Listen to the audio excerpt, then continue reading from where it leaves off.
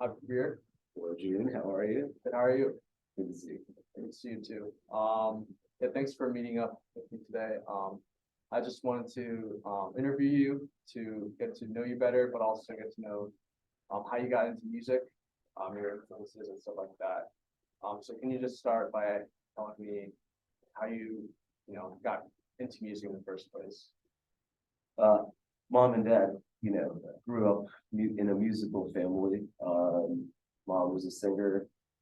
Dad worked at a radio station and had access to a lot of, contemporary music and classical music and we went to a lot of cultural events in India. I should say I was born in India, Okay. Mumbai, Gujarat. And then we moved to, at the time it was called Bombay, now Mumbai.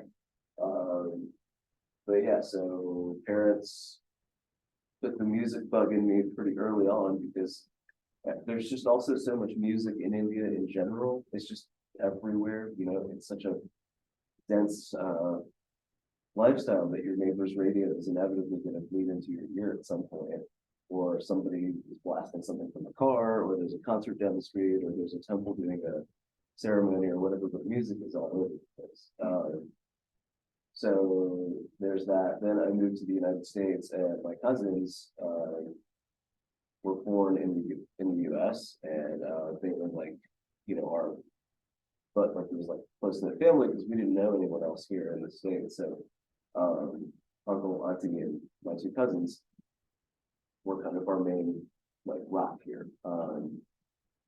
And they were into music, one of them was into more classic rock and blues, and the other was into more contemporary and pop, right? So I was acclimated at that point to everything from, blues stuff like B.B. King and Muddy Waters and that kind of stuff to Kiss, and from the other cousin, everything from kind of Beatles to Aerosmith to R.E.M. to Guns N' Roses, kind of the stuff that was popular on the radio at the time.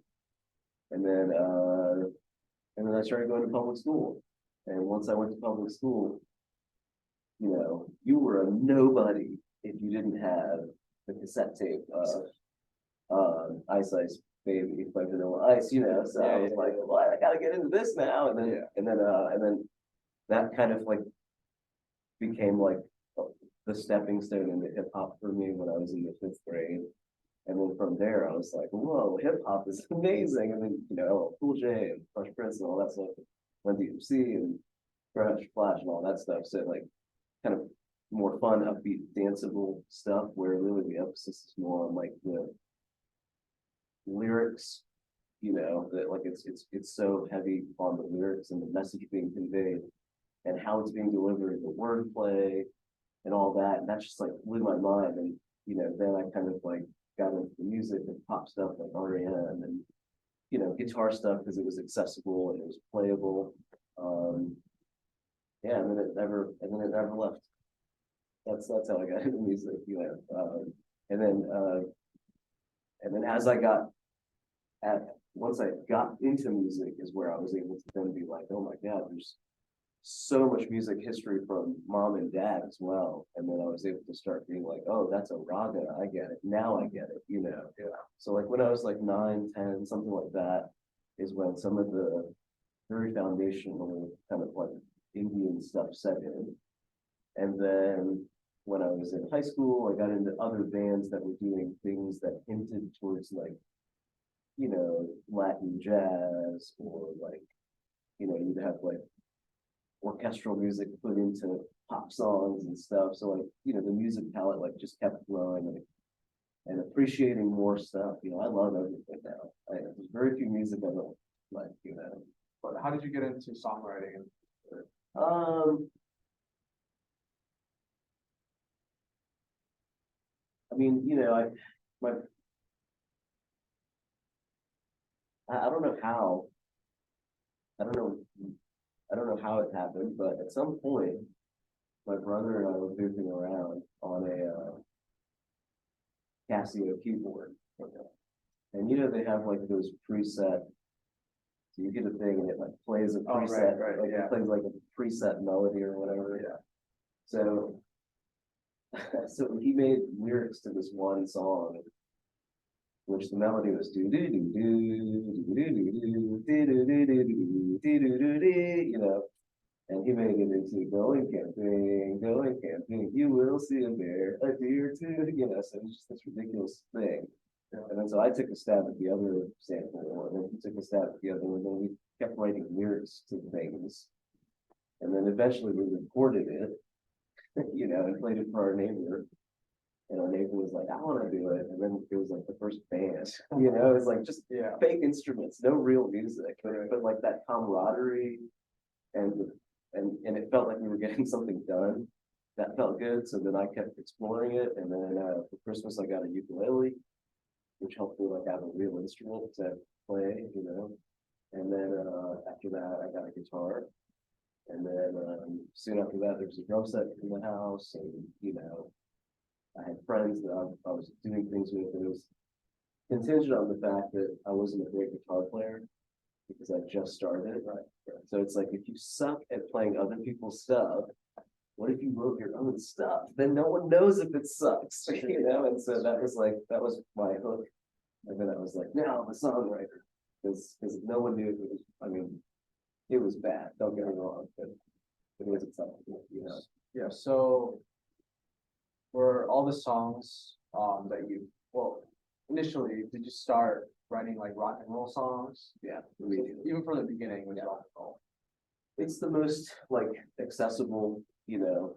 Even when I've, yeah, I mean, you know, the less complexity, the more adept one can easily get to something, I think, you know.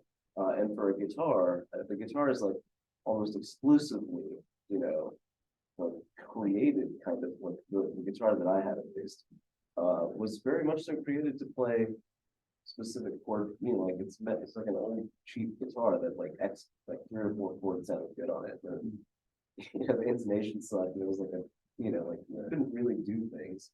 So I think, you know, like it was really good at just like strumming a few chords. Yeah. And that's what I had access to. That was the technology I had access to. So I was like, man, I'm gonna do all the chords, I'm gonna do all the patterns, I'm gonna do all the tempos, I'm gonna, you know, I'm gonna do as much as I can here. And then once I got a better guitar, I think the stuff got more complicated and better. But for the first couple of years, I was just like plunking away on this like one piece of crap that I had that, you know, I needed. Just using your resources. Yeah, use what you got and make the most out of it, you know. But what inspired you to blend like Indian music with rock and roll? Yeah, so that's a more recent thing. I played in a band in 2010, 11, something like that, called Gold Rush. And it had 2 musicians in it, Teresa Gold and Matt Gold, the Golds. And they both are orchestral musicians. So they play with various ensembles around the world, playing upright, contrabass, and violin. And they're wonderful. And that was the first time I thought, like, well, maybe we can emulate like a Indian old film kind of thing, because they have these like beautiful violin, like, you know, and then the singing comes in, and I wanted like some dramatic thing, and I was like seeking inspiration out in the vastness of the world, basically. And I was on a trip to India at the time, visiting. I used to visit very frequently pre-pandemic. Haven't been back since, unfortunately. And that changes this year. But I was on a trip, and there's this movie called The Dirty Picture, which was out at the time, and it was everywhere. There was a hit song called Iman La, and it was everywhere. Like it was in every taxi, it was in every like bar, it was in every like subway, it was in every airport. It was just, you name it. I couldn't escape this song, you know. And so I took it as an opportunity to be like, all right, I'm taking this song with me, and we'll do something with this, you know. And so it has this very specific rhythm, and it has these like very specific chord changes, and I was like riffing on that on the flight back home. And when I got home, I was like, hey, Gold's, we gotta write an Indian song, and that stuck in my head, I can't escape it, there's Yeah. some connection I feel to it. Yeah. And it happened to be like at #1 on their charts, and a few weeks that I was there, I'm gonna take it as like inspiration, because that's what it is. Yeah. And we created this one song called Om Shanti Om, which is my song about like that experience of being in India and just kind of having this very surreal, like going back as a grown up for the first time and really taking it all in, and it just kind of was like my first connection to India on a guitar, that I'd done, because that was such a powerful start to do like something. I was moved, I was compelled to do something with it. Brought it back, blah, blah, blah, had a great time.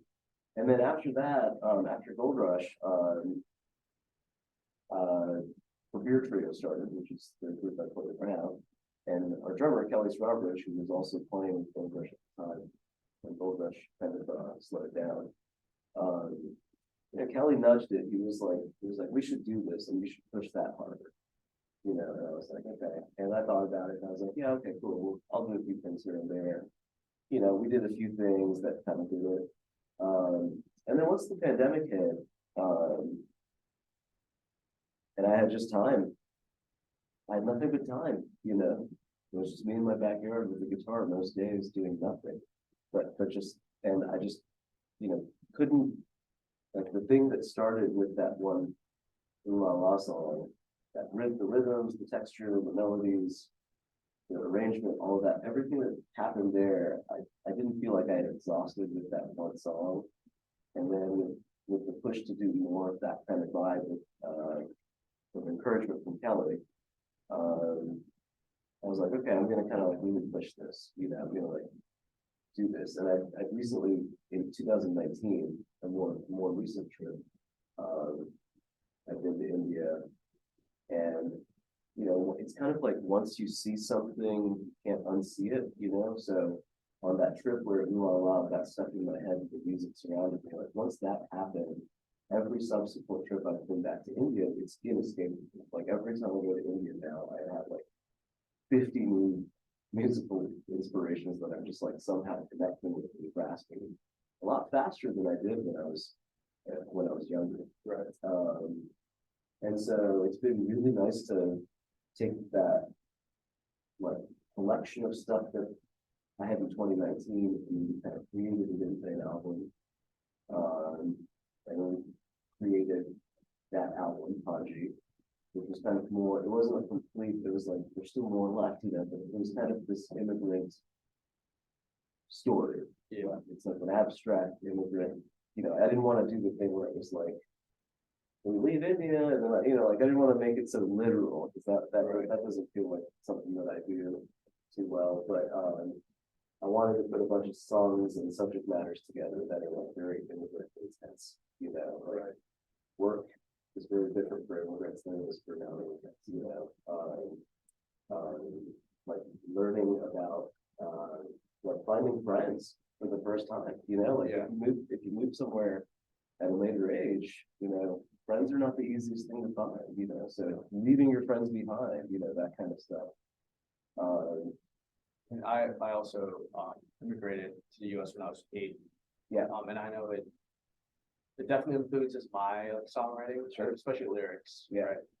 I was just wondering how it influences yours, or and if you want to expand on your kind of experience with immigration. Yeah, so again, like through the pandemic, there was a lot of time to think, and like, I started missing mom and dad, even though they were just like 20 minutes away from me. But I was like, I can't see my parents, Yeah. I can't see my brother, so it was and then I started thinking about us a lot as a family. And it all traces back to us landing at JFK, and so I just wanted to like sit with that thought for a little bit, just kind of think about like, I do remember, like it's a very clear memory of leaving India and landing in the US. And I do remember it very well. So I was like, I'm going to write that. That's going to be a song. Like that, I'm going to turn that into a song. And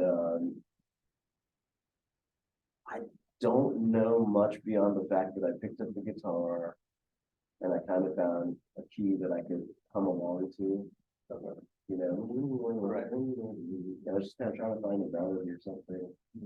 And yeah, and then like an hour later, that first song on Haji is done. I was like, whoa, Which song is that? it's called The Immigrant Song, you know, and I called it that because there's a really great Led Zeppelin song Yeah, called yeah, The yeah, Immigrant yeah. Song, and I was like, this is my immigrant song. Take that, British, you know, because they're Brits. So I was like, I'm reclaiming the British title as an Indian man. So no, but The Immigrant Song is just about landing in New York and looking around and being like, no one here speaks Gujarati or Hindi. And there's some people with purple mohawks. Where the fuck am I? Like as a kid, you know, like I was Yeah. like, what is this? You know. So that it was that wonder. It was like, but so it's done lightheartedly, and I'm not trying to bum anyone out, you know. Yeah. Then another lyrical component is my grandmother many years ago passed away, and she said a phrase to me that I love so much that I was like, I'm going to put that in a song because it was she meant to. We were talking about how life gets so busy, and that's why I can't come to India all the time. Is because she's like, you should just move here, you know. And I'm like, I wish I could, but you know, things are so busy, blah blah blah. I have to make these trips rather quickly because I could spend like a week, maybe two if I'm lucky, you know. And I said I have to get back quickly, and then she said, well, what she meant to say is she wants to take her time loving every moment with me, like, but she doesn't speak English very fluently. So she said, I will love you slowly. And I was like, That's a lyric. I was like, yeah. I was like, copyright pending, you know, like, that kind of thing. So I took that lyric with me, again, on the plane ride home, and I wrote this song called Slowly. And I finished the whole thing, and I wrote it out on acoustic guitar. A couple of days later, she called me and we chatted for a little bit, and then a few days later she passed, you know. And then so I went back and I added our phone conversation in as the second half of the song. I was like, now we're done, you know. Yeah.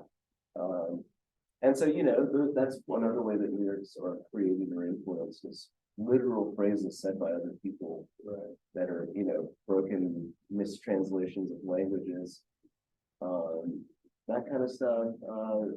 You know, like learning about U.S. history, you know, in India, our perception of U.S. history, like what I was taught as an Indian student in Mumbai, yeah, when I was a kid, we were taught the following.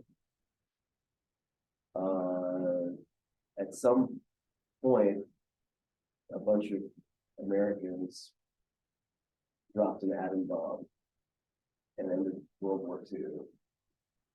And sometime after that, Elvis Presley and Michael Jackson, that was our entire, that's all I knew about the US, you know, as a kid.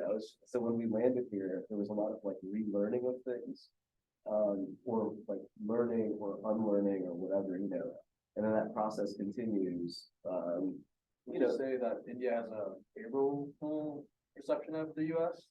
Or yeah, I think so. I mean, it seems like it for the most part. I'm sure there's contention among a lot of economic and political kind of things, but you know, I think again, like most places, the arts, you know, the science, you know, the cultural stuff is all appreciated. Like nobody in India hates jazz, you know, nobody in India hates our national parks, you know, nobody in India hates the medical breakthroughs that the US has made over the years, you know, like nobody hates the fact that we landed Neil and Buzz on the moon, you know, that's not the stuff that they, you know, it's the other, it's like the stuff that some would say they're justified in hating, you know, but I don't know, I think they have a favorable overall opinion of the US. and then you kind of laid your perspective on America's history in your song America, right? Yeah. Can you kind of expand on first, like, how'd you get the idea? Yeah. Because Hanji's like kind of little fragments of your immigration story. Kind of like what's kind of originated your inspiration to write the song and kind of expand on. Yeah, so that's the that's what I was saying is that like I knew nothing about the US when I got here. Right. And then so, you know, after learning what I did when I landed via public schools, and people's stories and friends, and like how you learn things like from other people, right? Other resources. And then as you get older, some of those narratives get questioned and challenged. It's wait a minute, I thought you said this, I thought y'all said this, because he was, so like, and then as you get older, it keeps doing that. So what I wanted to do was like, I wanted to make like the quickest like pillars of history for this land, that I could think of. Like, obviously it's not a complete history. There's so much left out. It's a 3-minute song, right? I mean, how much are you gonna fit in there, right? So for me, the first one was like, this land was taken from indigenous people. Like, that was like, that's something that you don't really learn when like immigrants coming here don't necessarily learn that as the baseline, so I was like, okay, that was something I learned. Yeah, I definitely didn't know when I came here. Right, exactly, right. So that's verse 1 is that. Verse 2 is like, the wealth of the US was built entirely on military and weapons. Like it was World War II, essentially, that catapulted the US engine, and then the third thing is that like all of that though was built on the backs of the enslaved. Like they built this whole thing. Yeah. Like they built this whole thing, like all of it, brick by brick. And so like to learn like the components of the history, I feel like most things trace back to those 3 origins. Yeah. There's a million other things that have happened, like sure, we landed man on the moon because of the military might created after World War II, like it comes back to that, so I wanted to do a simplified like time like capsule of the US history that if I were an immigrant coming here, I wish somebody had just been like here, like, it traces back to this, explore this wish from here, that kind of thing. But it takes a long time to learn that stuff because it's number one, it's not made available. It wasn't made available easily when I was growing up, that information. Yeah. Number one. And number two, people didn't want to talk about it. All 3 of those things. They were like, nah, talk about anything else. Yeah. I was listening to your Spotify earlier. And I know you mentioned that you're a huge Beatles fan. Yeah. I definitely heard like the Beatles influences in America. Sure. It reminded me of Revolution. Oh yeah, sure. Yeah, sure. And then I think Light Up in the Name of Love. Yeah, it reminded me of like All You Need Is Love. Yeah. And I was like, he listens to the Beatles. Love the Beatles. That was one of those, that I remember sitting on the floor at my uncle's house watching TV, and the Beatles anthologies were airing on ABC for the first time ever. I think it was like 94 or something like that. I can't remember what year it was, but In My Life played, and that's my favorite song. That's probably my favorite Beatles song. But like the first time I heard it, there was like a magic to it that I couldn't identify because it's not like a fast song, and it's not like a overly impressive, like it's competition in my brain at the time with things like Guns N' Roses and Van Halen. That you hear that beautiful riff. It's so not that, and it's so. And that was the first time I was like, what is this? Yeah. Chords and melodies working together. Yeah. So yeah, Beatles huge influence for early on. And George Harrison, has a lot of fascination with Eastern like music, as like his kind of willingness to incorporate Indian music into Western music like inspired you as well. Yeah, I think so. I think all of it works together, right? Like, I would say even like Led Zeppelin, as even they like kind of get out of the major minor 4-chord 4/4 kind of thing, and they kind of take things into different places every now and then. Yeah. I think a lot of people, I mean, just even tonal use of instruments, like, I love that there are so many pop songs that have sitars in them. So it just kind of creates like a tied back home in my brain, you know. So I seek inspiration for anything that enhances that tie. More lately, what I'm really enjoying is like trying to see how much of the traditional classical foundational stuff can I bring into it before it becomes too much of that and not enough, you know, to find the balance between the Western and Eastern kind of thing. Yeah. That's what I'm having fun with right now, is trying to figure out like where is that. Some songs go 70, 30, you know, some songs go, you know, 80, 20, like whatever. So how do you go about deciding on like which like textures of sound, like which instruments, especially for Hanji, like decide like which instruments you would want on this album? So from listening to like I love the album Let It Be, for example, and I love the album Whatever Amen by Ben Folds Five. Love those two records, and all the other albums I like also do this thing where they vary the listening experience without taking it too far apart from, you know, there's like some relationship to it all, but it's varied. So, you know, in the case of Hanji, I have a full band on like 7 tunes, but there's 11 on the album, right?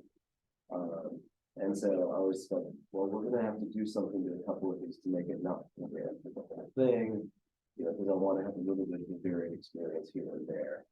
So I thought I'll just do like a acoustic guitar, and then I didn't feel like that was the right thing. I felt like you got a full band here, so there's a lot of layered sounds, and at what feels like this pretty intense tonal deliverability because it's a rock band, so it was kind of like giving it their all kind of thing. It has its subtleties, but everyone's playing loud with this. So I didn't want it to be like going from that to just fucking quiet, you know, acoustic. So I thought like, okay, whatever the acoustic thing is, it needs some layering as well. Right? And then as I thought about it, I was like, you know, I'm gonna use mom's harmonium and dad's tongueless. And that's going to become new. Then because then I have something to play with, you know.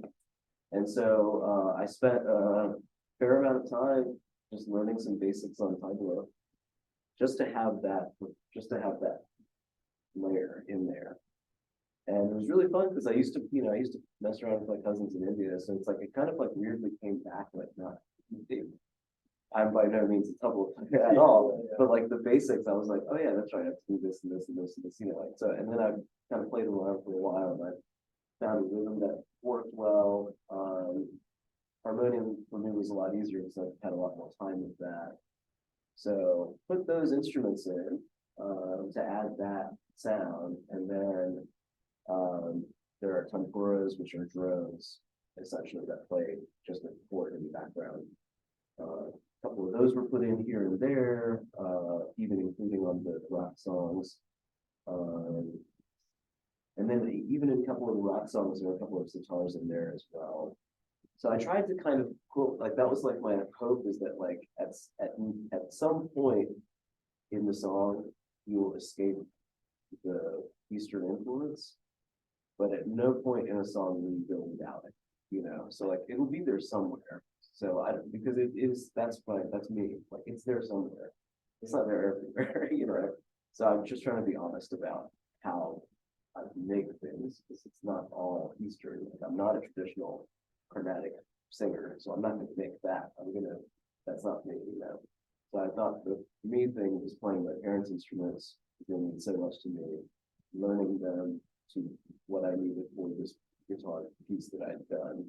I recorded it on the guitar that I got when I was 15. So I tried to keep it very authentic to like the old family experience. Yeah, that makes sense because about your exactly. Yeah. I was like, this is all gonna work together. Yeah. And that guitar sucks, you know. But it was important for that to be the guitar, you know. So I was like, no, we're gonna do this. And then I had fun with the production, you know. Recorded it at the Virginia Moonwalker in Mechanicsville, Virginia. And Russell Lacey's just great at listening to things and like, you pushing it, you should do more of that. I'm like, all right, but I just kept doing it. I really like that. So how has songwriting kind of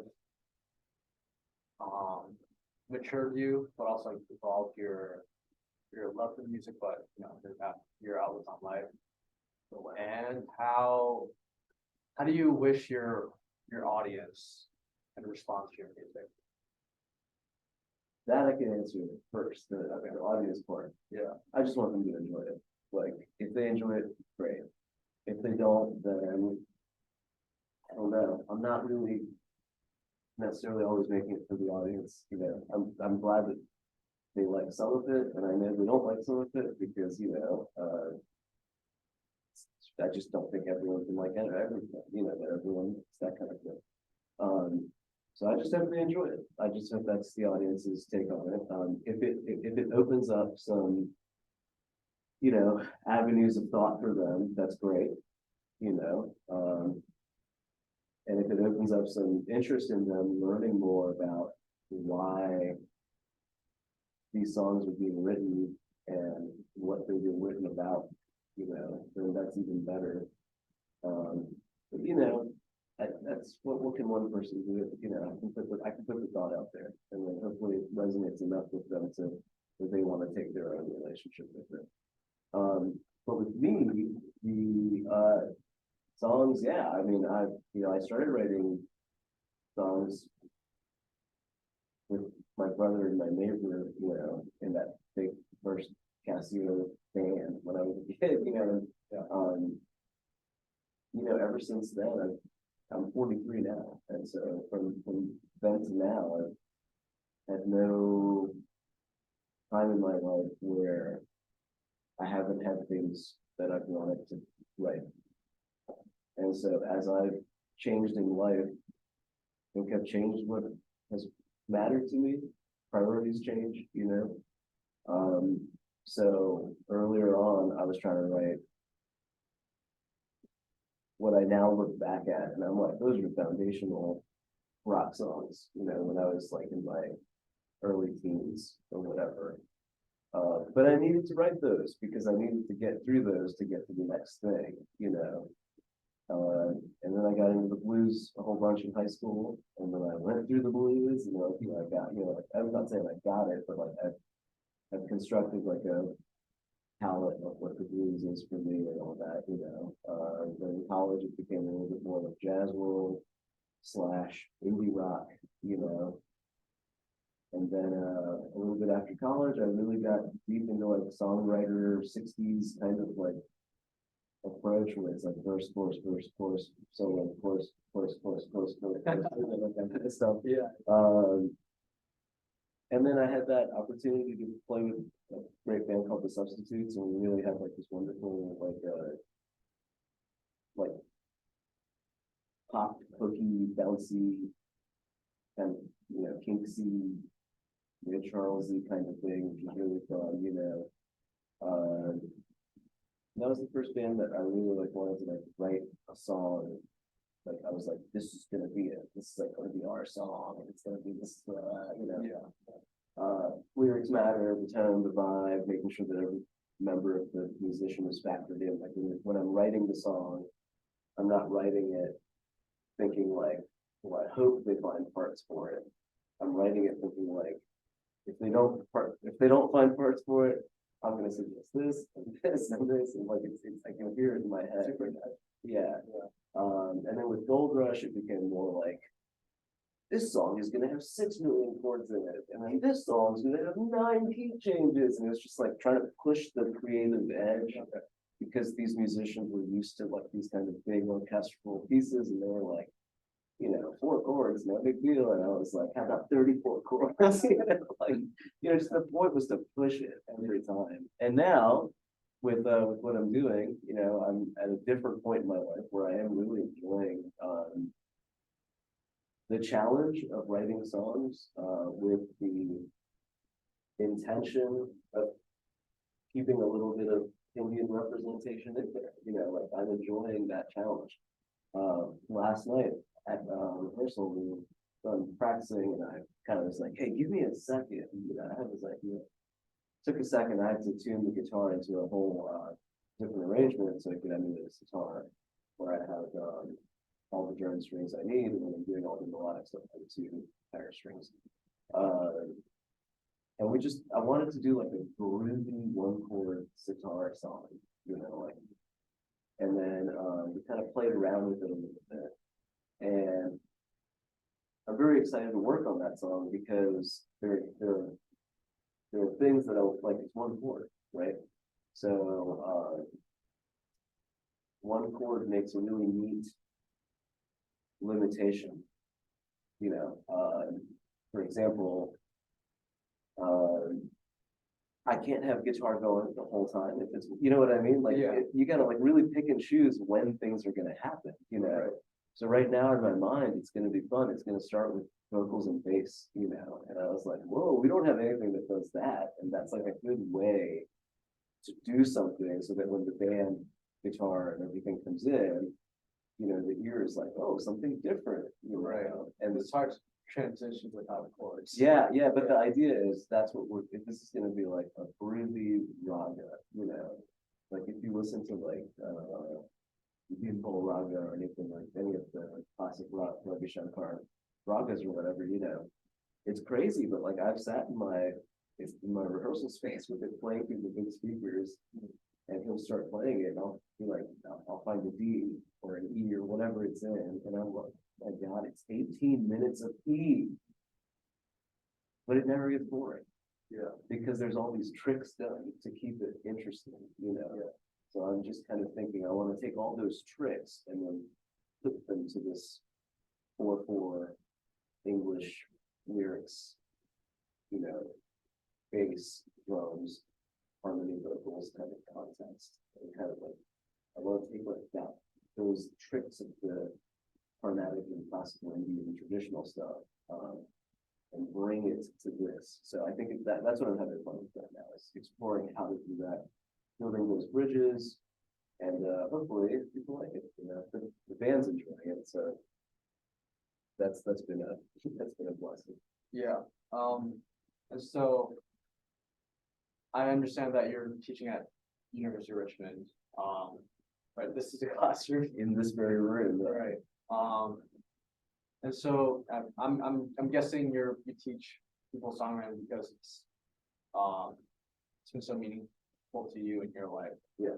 How has the experience been just being able to kind of open that door for people who like, you know, are brand new to it and, you know, have no experience with it? Yeah, it's cool.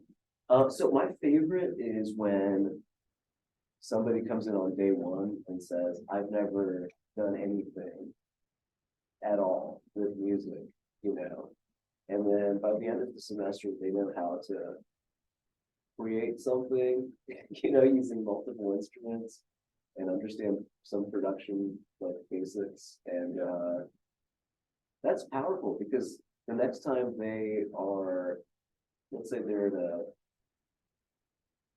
at the movies and they're watching a movie where some scene takes place in a recording studio and somebody does this and this, they'll be more informed about, you know, they don't have to know anything about production or anything, but they'll be like, cool, got it. That's like, I know what that is, you know, like they'll know more, you know. Or if somebody is saying, you know, down the road, let's say somebody's in like finance, right? After taking this course, they'll never ever walk out of here and go into the world of whatever they're doing that's not music. They'll never be able to say, oh, that's easy.